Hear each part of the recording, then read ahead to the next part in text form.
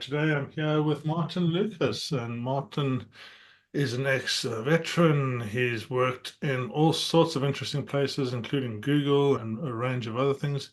He's also an entrepreneur. He's built three companies, and he's busy working on something very interesting. But I'll let Martin explain a bit more about how he gets to be here today. Yeah, thanks, Roy. It's exciting to be on. So, yeah, as you mentioned, my background, to use my mum's language, I had a real job in my 20s and then became self-employed at the end of my 20s. I've had three businesses, I've published five books. But the common thing about everything I've always done is trying to understand why humans do what they do. So my skill is mathematical logic, which is problem solving, but I've always applied it to the mathematics of humans, of thought, of doing, of behavior. That's what my passion is. So let's go back. Yeah, that's your real job. What was your real job? I worked in telecoms, so a lot of conferencing and collaboration and Microsoft Teams back in the day and WebEx before Cisco bought it, that type of stuff. So lots of group communications, so still a human heartbeat to it. Yeah, and then I always love asking this question. You started out, you were in the 9 to 5 real job kind of shit. Yeah, I've been there as well.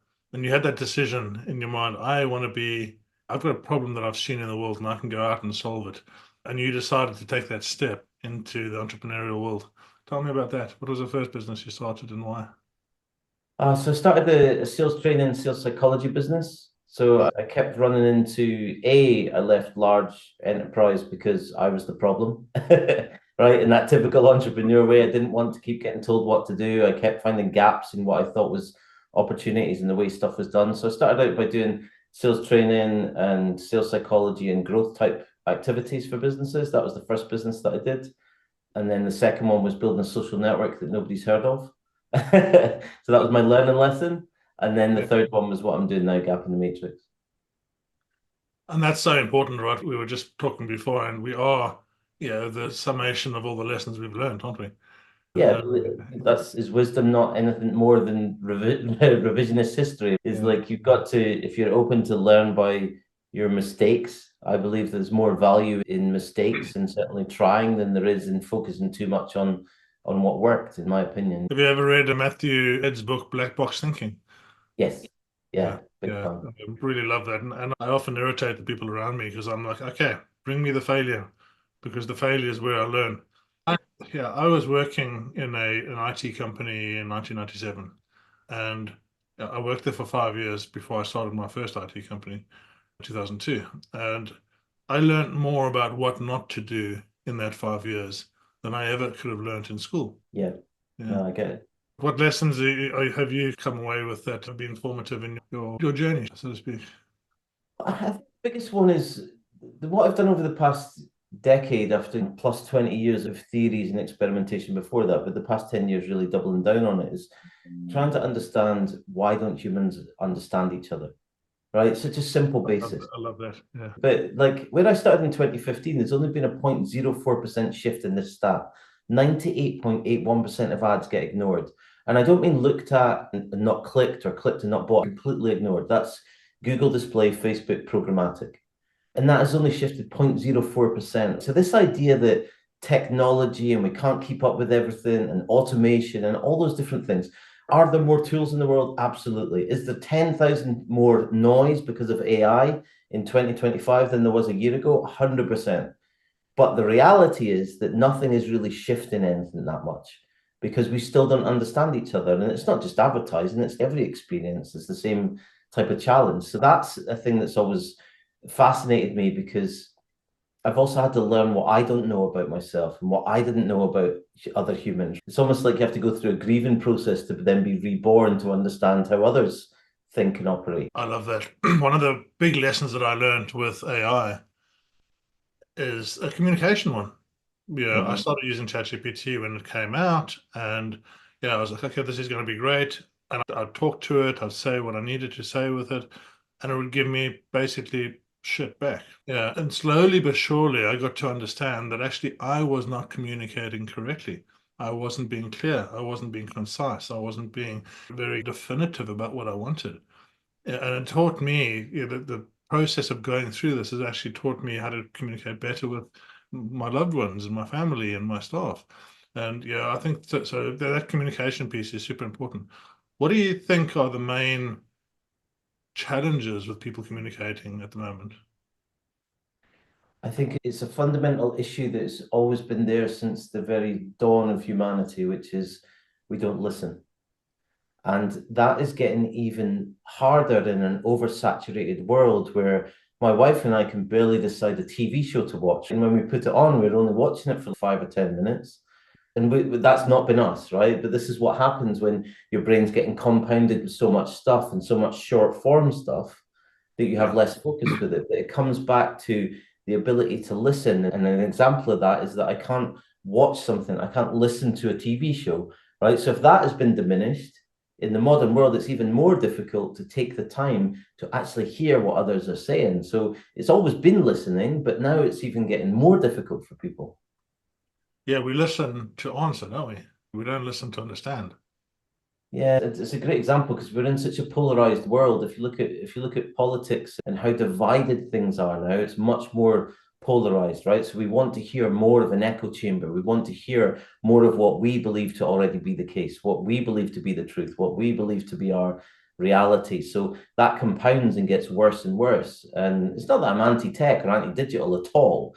I'm just saying that there's cause and effect, causing listening and our want to listen to be taken away even further. And that's one of the other challenges with AI that I found, and it leads me into it. And for sure, yeah, the AI is generated on the human experience, right? The large language models, as we look at them today, this is how humans are, and therefore, this is how I'm going to be, right? And it's learning along those lines. And AI, general language, large language models, are just yes men. Yeah, they will tell you what you want to hear. Yeah, to the point. You'll talk a bit about hallucinations and things, and I'm super interested to hear about that. But I go to ChatGPT and I say, ChatGPT, I've got this great idea. I'm going to start a car dealership, yeah, on this road full of car dealerships.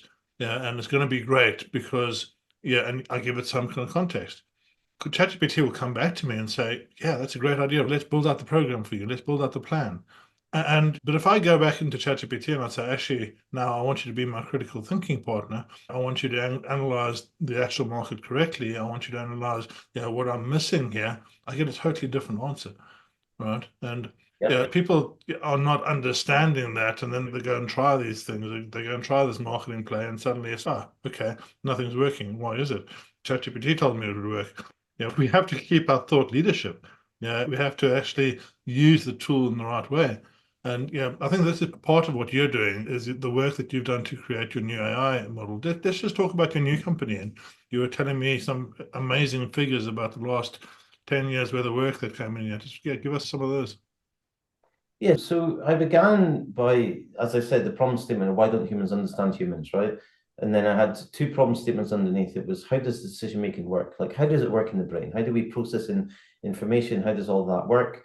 And the other part was what is emotional intelligence? Because emotional intelligence is the most misunderstood, undervalued part of the human experience because it's literally how you're reading my micro expressions. 70% of communication comes from the expressions that we make, whether you're understanding how I feel, taking the time to do it. That's the type of listening, right? It's like my understanding of you. If you think about your consumer experience and the problem I wanted to solve is you could have a brand that you absolutely love, but all it's doing is sending you discounts or sending you products that you're not interested in, or a product you are interested in, but you've already got it, right? So we're in a world where this idea of automation and data science and AI data and stuff like that is completely flawed. So to answer your question about the stats, right, we've done 120 million tests, 3,000 projects, over 100 global brands that we've worked with, and we've always managed to hit a minimum of 76% above the industry for marketing metrics, KPIs, saving money, making money, all of that. And the reason being is that we understand the context of the people that you're serving and what's relevant to them. And that also means that you might be a person that you've got a brand that you love, but you only shop with them once every 3 months. If you're not appearing online to that brand, they panic. They classify you as a lapsed customer, and you could be the biggest VIP, most dedicated customer. And then they start sending you discounts and they end up pushing you further away.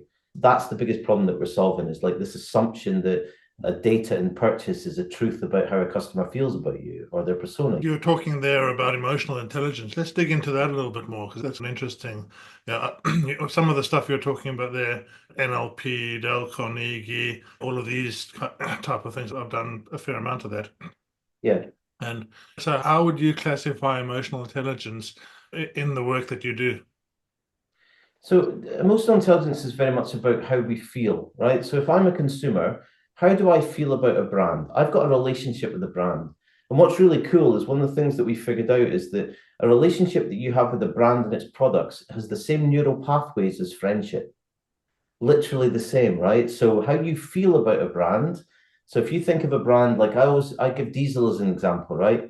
Used to love them, stopped buying from them completely, couldn't explain to you why, just realized years later, right? That's a typical example. I lost my relationship with them. I stopped wanting to hang out with them. I can't tell you why we're not friends. We're just not friends anymore, right? That's a big part about emotional intelligence. If you can understand the person's relationship to your brand, you know what to serve them, where to hang out with them, what to give them, what not to give them. So it becomes a nice two-way thing. It's a relationship.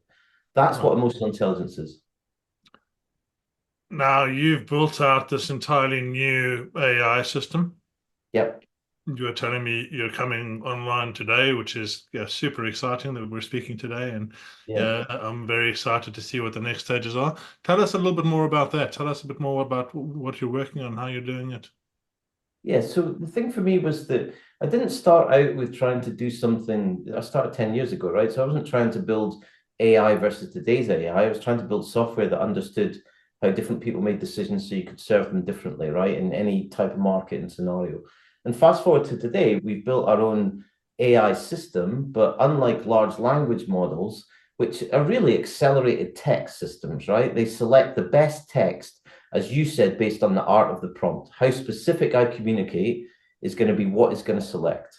Unfortunately, as you said, it is set up to be a bit too cowtailed. So it's going to give you more of a positive affirmation no matter what you're asking, right? But it's doing a text selection service. What we've done instead is said, if we can understand each person's context, we know what's relevant to them. Therefore, we know what to write to them about, what call to action to give them, what the timing should be, what product or service to offer them, and all those things mean that you're treating people the way that they want to be treated. And there's no invasive data, no third-party data. Like at the end of the day, Roy, if I'm selling you sunglasses, why do I have to care that you're looking at blue cars?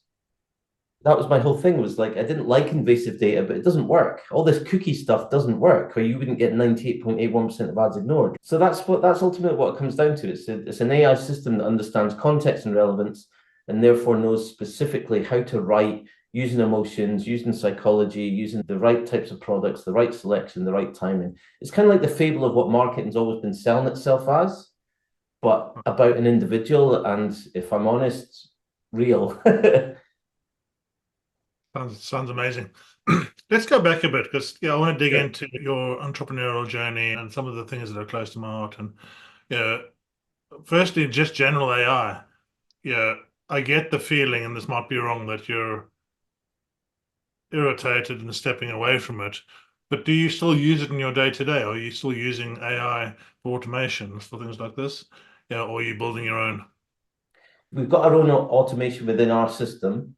We Mhm. still plug into all the major large language models because it helps us learn what they don't know, right? Because they're continuous large data models that they're training, but the word intelligence has been falsified in what current artificial intelligence is, right? Because if it was intelligent, it would be able to take your question, reason with it, and understand what you want, right?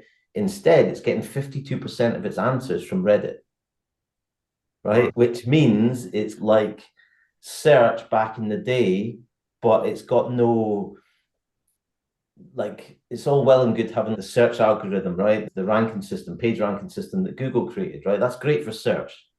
What's different is when a human's putting in something about how they feel, something they need, something about marketing, something about their audience, and they're getting a answer, not an answer that's gone through any kind of reasoning, consideration, truth checks, or anything like that, right? That's my challenge about AI today.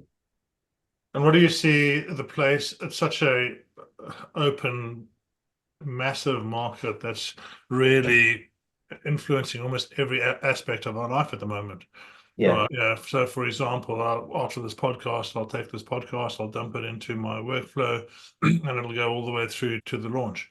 So, for me, yeah, it's super important to actually look at the problem you're trying to solve in business, yeah, and then automate that in the best way possible. And yeah, such a big challenge with this is that business owners don't necessarily know what the problems are. Secondly, they don't know what their SOPs are. They don't know what their standard operating procedures are. Yeah, and especially if you've got 10 or 15 people, you've just started out or you've been going for a while, yeah, you'll be doing the things that you like doing the most, and you'll be ignoring the things that you don't really like doing and hoping they'll go away. And this is where the business operating systems, have you heard of EOS or 90 or all these kind of tools? Yeah. Yeah, that's one of the things I coach in is a business operating system from 90. And it's so interesting to me how so many big companies, 5, 10, 15, not big, 5, 10, 15 million pound companies, don't even have the business operating system worked out and understanding where they're going. And yeah, I think the amalgamation of AI with the business operating system can really help you get much more clarity in what you're doing. And for me, yeah, I was running two IT companies at once, and I got the opportunity to acquire the first one I worked for. And I just didn't have the time. I was doing 15 hours a day, every day, 7 days a week, and really pushing forward. And that's okay in a growth phase. I know we just spoke about that. But companies, yeah, we birth a company, right? So but companies are our baby. We have an idea, we're gonna help the world, we're gonna solve the problems, and we birth a company. And as we birth this company, first of all, it goes through the first stages where it keeps you up all night, for sure, right? Yeah. And then it goes to the next stage where it's the terrible twos and you don't know what to do with it. And then it goes up to early teens, and you really have to understand it wants to be free, but it isn't.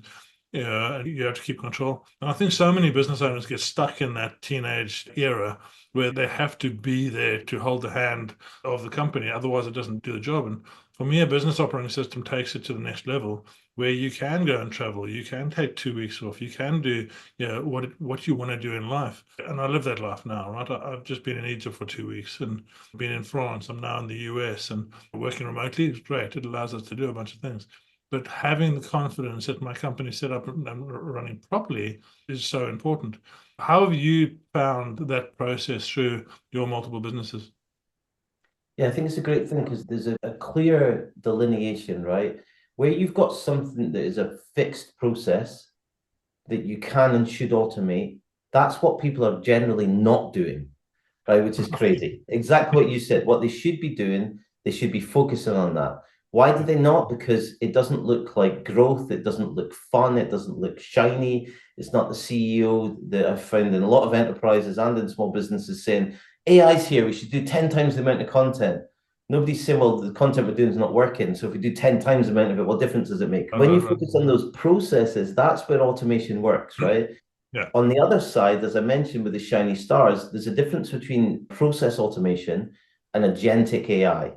And agentic AI is the next thing that people are getting excited about, but it's got the same fail points as traditional AI does right now, because even though a process automation is you do these things, right? I need you to do these things, send this invoice, do this, right? It's straightforward. There is no gaps with that, right? Whereas agentic looks the same, but what is AI following the same steps? But per what you said earlier, in the same way that you can ask a question in a slightly different way, MIT has already proven that the same issue exists in agentic AI, where it starts making mistakes after the seventh or eighth run. It starts doing things inconsistent. Yeah. But focusing on that process stuff, you could argue, why didn't we do that in the software days before AI came? It's the same issue. It's like we're not doing ourselves any favor to take away the stuff we don't like, which is crazy. But the vast majority of people that I know, that whether they're running businesses, senior leadership, whatever it is, they spend the vast majority of their time doing stuff they don't like, and also stuff that's got nothing to do with their job, admin, expenses, all that kind of stuff. Yeah, and I think that's, to me, that's the power of AI as it stands at the moment, right? Yeah, it can automate all of this kind of stuff, much as we could have done years ago. However, there's that missing link in the middle, right? You need to understand your business and you need to understand those processes. And I think, When you start a business, you start and you hire Mary, your friend, and you hire John and you hire Bob, and you get them in because you like them and they're good in one area. So you give them that area to do and they do okay, but that's not their full job. So they start doing other stuff. And as they're doing the other stuff, you lose track of what they're doing. One of the things in the Boss Up is the coaching thing that I do. One of the things in the Boss Up is knowing what the roles and responsibilities are. Because as an entrepreneur, I will do everything. I've always prided myself in doing everything in the company, being able to do everything. I don't do it all very well, but I know how to do it all. And then I'll ask somebody else to do it, right? And when I ask somebody else to do it, I'm sitting there saying, okay, just go and do this. But I don't give them very clear roles and responsibilities. I don't give them the SOPs for everything. I don't give it to them in such a clear way that there's no possible way for them to actually get it. So I'm failing initially as a business owner because I've not given the role to the person correctly. And then the person doesn't necessarily understand the role. So they're not understanding the role, they're not doing it correctly. And I'm looking at them and saying, what's wrong with you? It's not them, it's me. Yeah. Yeah. I And mean, it's the same core, right? It's the same core issue. If you think about it, how well you do or don't communicate to AI, yeah, right, is the same way that you lead people, the same way you put in processes or not, right? But the scary thing is, like, you can put the same thing into AI twice, you get the positive response, even though one is much more depth and one's light, per the example you gave. You can yeah, get the same thing as a leader. Go yeah. and do this. Go and do this in detail. You get the same positive response.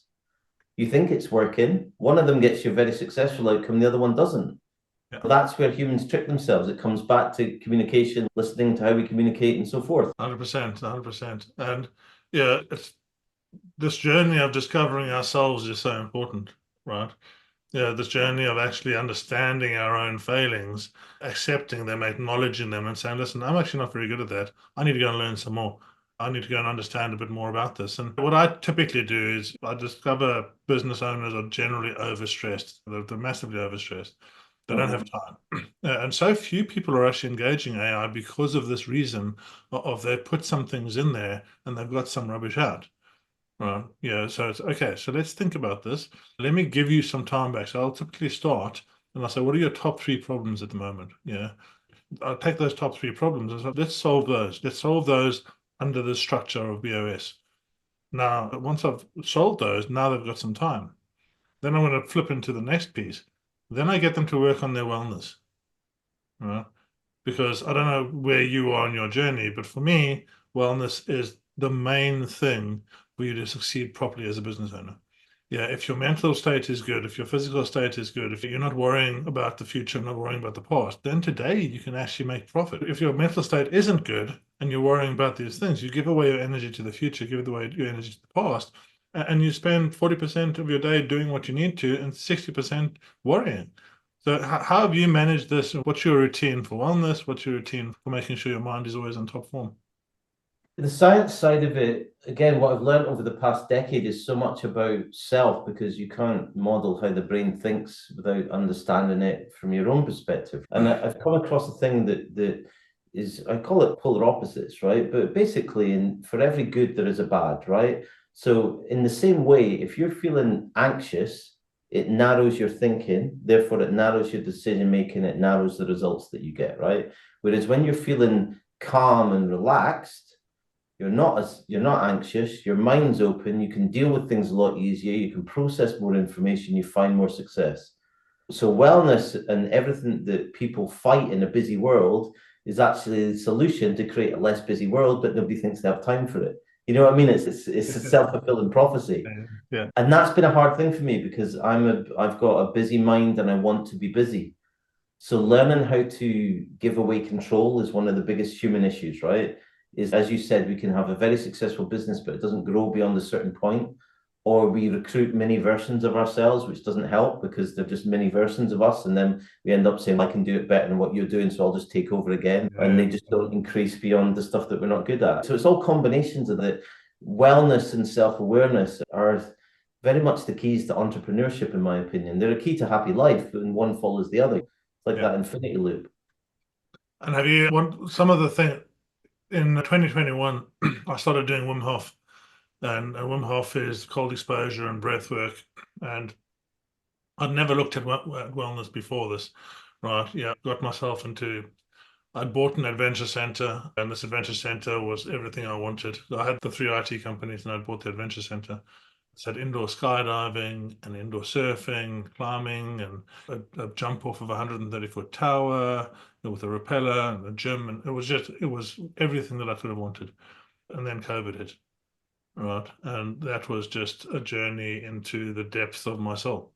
Right. Right. Yeah. And as an entrepreneur, I had this inane belief, this total belief that I could actually solve any problem.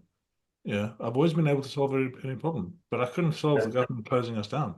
So I just threw money at it, threw money at it. I lost millions of pounds, and Right. I ended up, getting up one morning at 4 in the morning, climbing up the 130-foot tower, getting ready to jump off. I had enough. And I sat up there, and luckily I'd been doing the Wim Hof work before this. So I started doing some breath work when I was up there. And that breath work, just the 3 rounds of breath work, was enough to quiet my mind to get me to say, actually, I don't need to do this. I can take the next step tomorrow. And then the second thing was something from Dale Carnegie I learned, accepting the worst case scenario. So now in my mind, the worst case scenario was going bankrupt, right? Right. So I was like, okay, so I'm bankrupt. Oh, yeah. And when I actually truly accepted that, the weight just lifted, right? It just lifted. And I went down, I signed up for a Wim Hof course and paid for it with the last bit of money I had for the instructor's course. And I called my mom up and I said, listen, I might need a place to stay. Can I come and stay in your spare room? Because it's all going wrong. And Yeah. then every day I just did the maximum amount of work I could every day, to make it better. So now we come back 3 or 4 years later, and I've got a totally different life, which is awesome because I'm loving what I'm doing. And that piece of not of understanding the tools that are there, the breath work, the meditation, the cold exposure, what are the things that we can do ourselves as business owners, as entrepreneurs, that don't take a huge amount of time. I get up early in the morning. I'm an early riser. This morning I got up, I did my breath work, I did my meditation, 20 minutes of breath work, half an hour meditation, a little bit of PT, jump in my ice bath. Okay, it takes me an hour, and I'm ready for the day, right? I'm ready for the day. Yeah. I wipe away all those emotions from yesterday, and I give myself clarity today. And I think that's such a missing piece in what entrepreneurs have today. They don't put themselves first and give themselves the best opportunity. So, Yeah, no, I completely agree with you. I've got two versions straight back at you that I do. One is I call it the Dr. Pepper rule because they used to have a tagline of what's the worst that can happen. So that's my version of that is what's the worst that can happen, right? yeah, And I've trained myself over the years with that. So now it's not a negative anymore. It's actually a positive energy situation, yeah, which is a big thing about the dynamics about decision making and how you feel about things and how you interpret things in terms of the glass half full, the glass half empty. We are what we think. So when we put in more positive energy based on a scenario, the better we feel, the more that we can control it in the best possible way. Positive versus negative energy is literally a choice. It's just how we perceive life.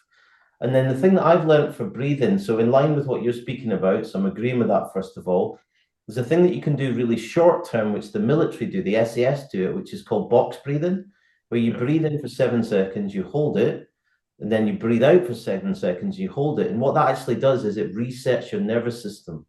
So it actually brings you down. I'm agreeing with you about meditation and putting a lot of time into breathing first thing in the morning and things like that. But if you're caught in a moment, box breathing allows you just to reset so you can just see reality and just give yourself a break as well. So I'm in complete agreement with you. Yeah. And the thing that have you tried Wim Hof breathing? No, don't know it. Maybe I'll share some of that with you. It's such a powerful tool. It was initially Tumo breathing, and then Wim came along and he changed it up and made it a bit more of today. I love shortcuts. I love shortcuts Yeah, in the journey. Yeah, and the two shortcuts that I've found the most useful. I could not meditate. My mind is too busy, right? Yeah, my mind is just crazy busy. yeah, And now, then I started Wim Hof breathing, and then I started meditating.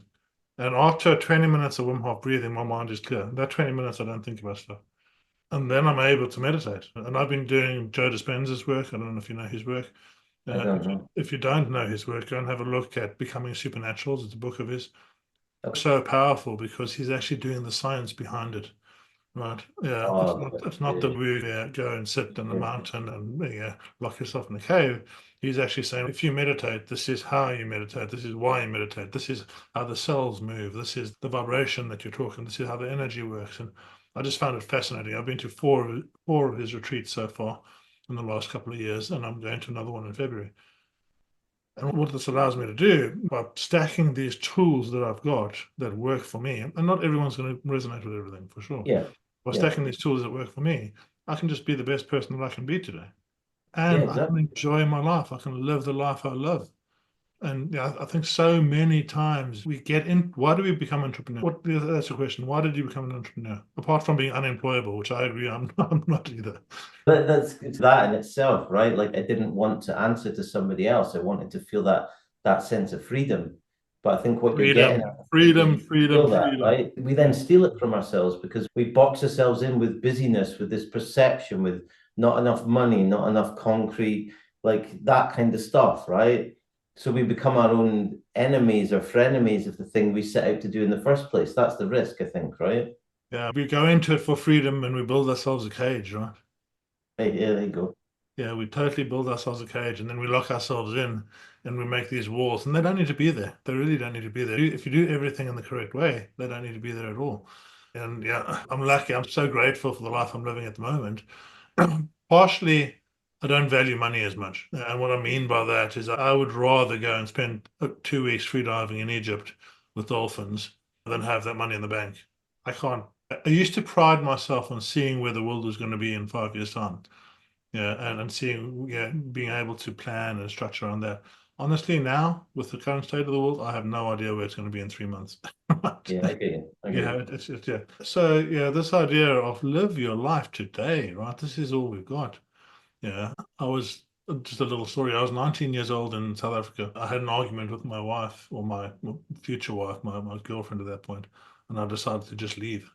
So I hitchhiked out from where we were, and I was just leaving home. Right, I didn't know where I was going. I was just full of testosterone and all those things Yeah, that you are at 19.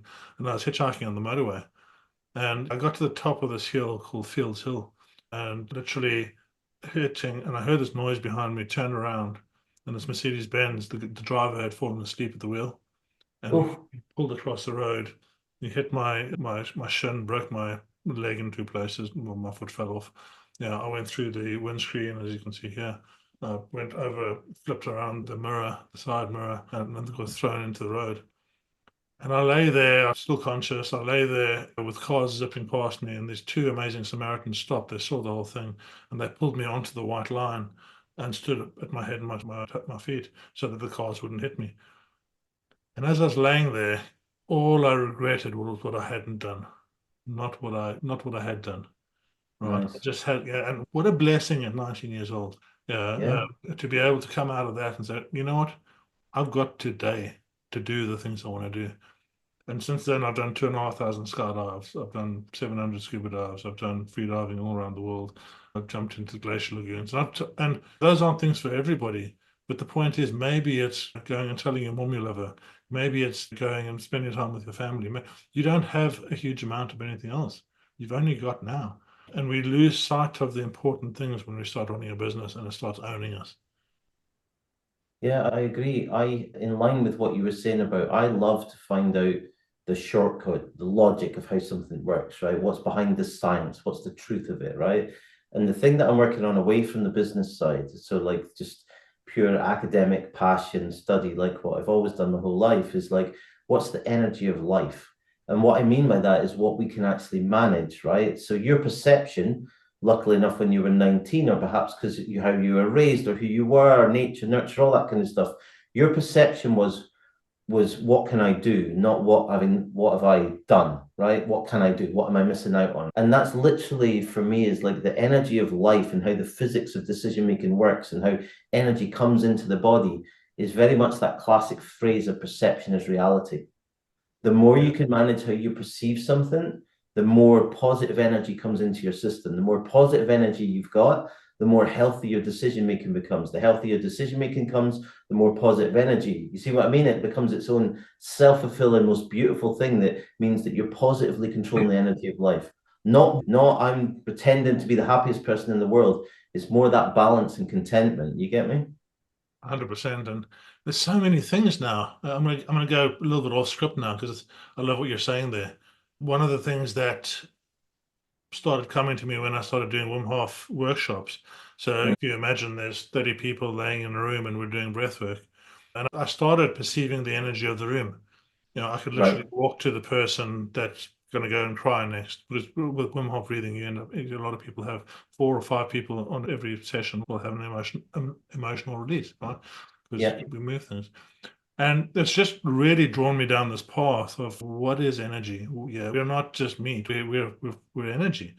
Yeah, and Yeah. Joe Dispenza talks about this a lot. And I've actually been doing quite a lot of work with psilocybin recently. Yeah. It's fascinating. It really is fascinating.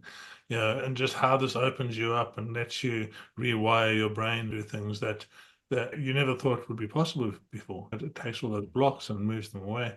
And this is an area that I'm going to be going into a bit more and understanding a bit more and learning about a bit more. And yeah, so much of what we do, we get stuck in now. We get stuck in, actually, we don't get stuck in now, we get stuck in the past, right? Yeah. We get locked into the past of these emotions. So yeah, I think energy is, yeah, if you can bring that positive energy, 100% agree with you. Yeah, and it comes back to what I said about I'd love people that listen to this have a takeaway about this polar opposite stuff, right? So positive and negative energy is just how we perceive things. The biggest issue, similar to this, of why humans find it difficult to be content and to be present, is that the human brain is either thinking about the past or worrying about the future. It's actually against its nature to sit with the now, right? It wants to be thinking about one or the other, right? Whereas actually what you want is balance. It comes back to the same thing. And the other thing to be aware of for people is like we're addictive creatures by nature, right? And we can get addicted to negative as much as we can get addicted to positive, right? 100%. So even in abusive, horrible, negative situations, we get a chemical release that means that we can get addicted to that as much as we could get addicted to having a happy, joyful life. Now, obviously, one serves you a lot better than the other, Yeah. but if you're not in control of it, you're not in control of your choices. I call it choice architecture. So, what do you want to be addicted to? Stuff you enjoy or stuff that you don't? Because you're going to get addicted to one or the other. And to that point, your mind and your body or your mind is very much an engine to save energy, right? Yes. Yeah, so it's a prediction engine to save energy. And as you're saying, we have the sympathetic mode and the parasympathetic mode. And the parasympathetic mode is your rest and digest. The sympathetic mode is I'm being chased by a saber-tooth tiger. I need to deal.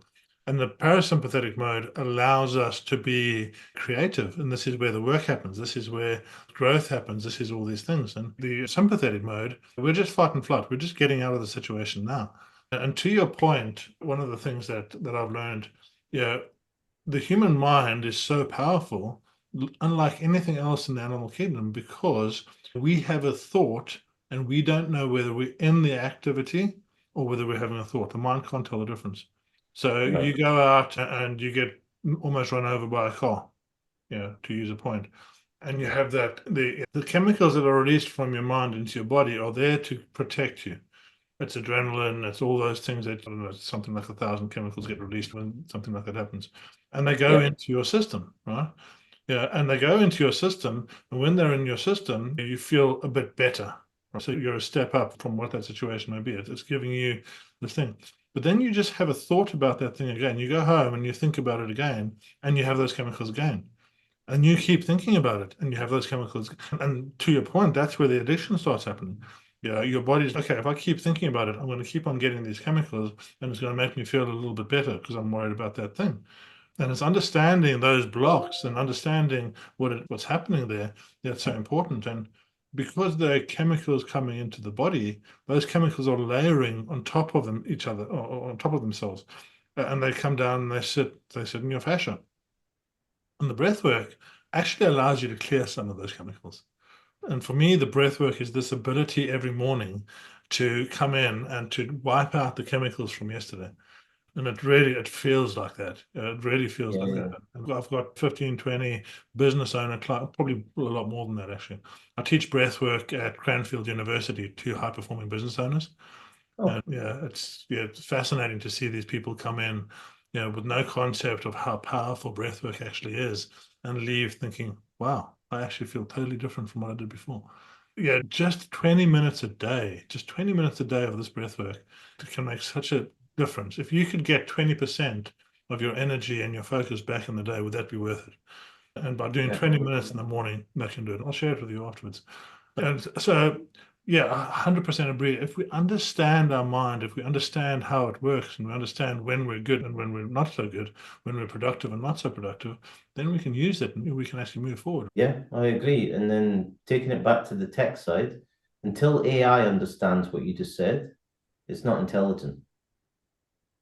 I don't think AI is going to be intelligent. I believe the opportunity with AI is a different one, that a lot of people are seeing.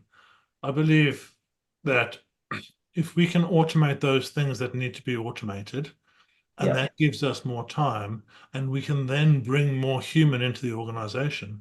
Those are the organizations that are going to take an entire leap forward to what you're building. yeah, If we can actually bring the human back, because the human's gone away through COVID, through all these things we've been through, we're getting more disconnected and more disconnected. If we can get that connection back, then we're going to stand out. And the problem being that unless you use AI, unless you use the automations, unless you do the run-of-the-mill basic tasks that you don't need to do by automation, you're not going to have the time to be more human. exactly. Exactly. I couldn't agree with you more. I believe that more and more you're going to see, whether humans are aware of it or not, they're going to start pushing for more human to human connection, more real. Is why podcasts, I believe, are taking off and taking off even further than what they were, because you can't, like, people are trying to, but you can't fake it. You can't fake an interaction like this. You can't fake the tone. You can't fake the emotional context of it. It's not as preloaded as everything else. So that's where I think people will start pushing more towards. Obviously, if it's more short form, they'll be happier because we can't think and can't listen. For sure. Right? Yeah, these longer ones get a little bit challenging for them. So we'll cut them down into small pieces. So, yeah, what's the next steps? Yeah, let's think about wrapping up now. What's the next steps for you? And yeah, I'd love to come. I'd love for you to come back on again in 3 months' time, and yeah, when you're up and running, and just give us an update of how it's going. But what are your next steps? I'd love to do that. So thank you, first of all. The reality is that now that once the engine goes fully online, which is still hard for me to believe, right? 120 million tests, 10.5 years of work. Once it's online, I can then start putting out self-serve platforms to the world. And my belief is that people don't want general bots. They want something that serves a purpose, right? Solving a process, or I'm on here because I need writing, or I'm on here because I need to understand my audience. So it's less about everyone, not the layman generally doesn't want to understand using this word in front of this word completely changes the outcome, right? They want to get the output of the problem they're trying to solve with a little bit of free text, right? That's what I believe. Let's see, in 3 months, I'll know whether I'm right or not. So I'll be able to tell you and be honest about it, right? See what I've learned, what lessons are there. Looking forward to it. One last question. Anybody going onto this entrepreneurial journey, what would you tell them?